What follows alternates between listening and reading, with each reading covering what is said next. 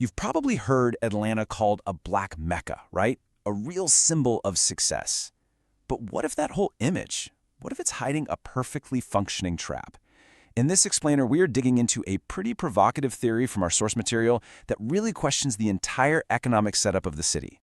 So, to really get what this theory is all about, you first have to understand the central problem it's trying to solve. The source material calls this the Atlanta paradox.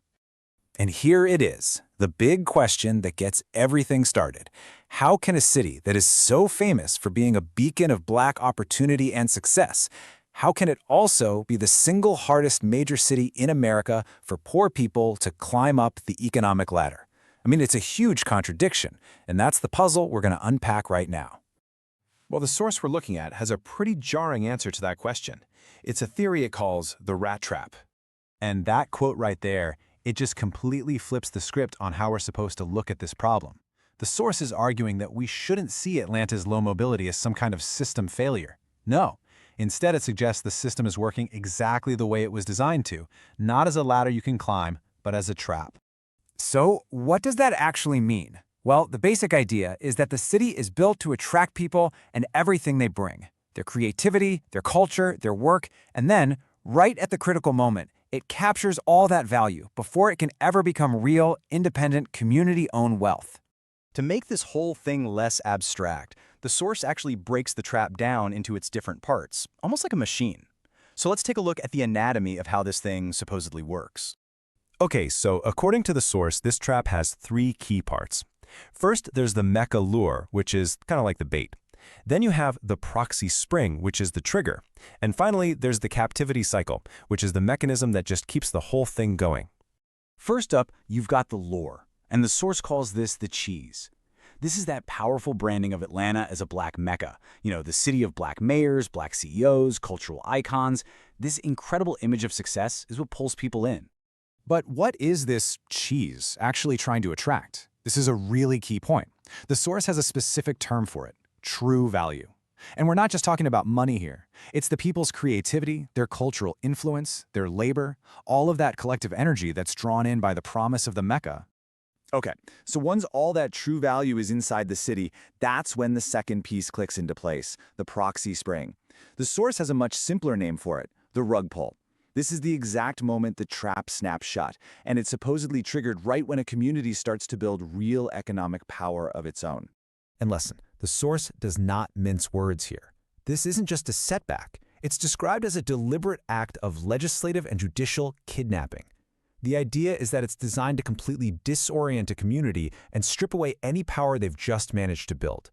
And that brings us to the final and maybe most clever piece of this machine, the captivity cycle.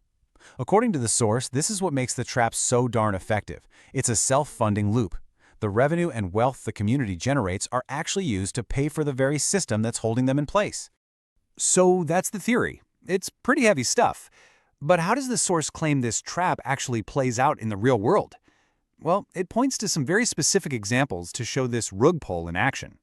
The source material really zeroes in on two main case studies from totally different corners of Atlanta's economy. First, the city's crackdown on street vendors, and second, the really high-profile YSL RICO trial that involves the music industry. And this is where the source really tries to connect the dots. It draws a direct line between these two cases that seems so different on the surface. But look at the pattern it's pointing out. For the vendors, the lure was the promise of low-barrier entrepreneurship. For the artists, it was Atlanta's reputation as the black music capital. But in both cases, there's a rug pull. For the vendors, a court win gets nullified. For the artists, a RICO statute is used. The source even points out this painful element it calls the hired man, claiming that black officials are the ones enforcing the system. And the end result? A loss of ownership. The source says entrepreneurs get turned into ambassadors and creators get turned into tenants. So, after laying out this alleged pattern, where does it all lead? Well, the source moves to its conclusion about the ultimate, devastating consequence of this cycle, something it calls the cycle of despair. And what's the end game of this whole setup? The source is crystal clear on this. It's all about one thing: systematically stopping the creation and transfer of generational wealth within the community, period. So the final verdict from the source is pretty bleak. It argues that anytime a new Black Wall Street starts to pop up, whether it's on a sidewalk with vendors or in a recording studio, the system kicks in to either clean it up or criminalize it. It drives home the point that the people, the ones who believe in the Mecca, are the ones who bring the true value. But the gold, the actual real wealth, is kept under lock and key for much larger global institutions. And that brings us right back to the beginning, to this final, powerful metaphor from the source that just ties it all together. It answers that first question. Why is it so hard to climb the ladder in the Black Mecca? Well, according to this framework, it's because the same person holding the ladder steady for you is also the one pulling the rug out from under your feet.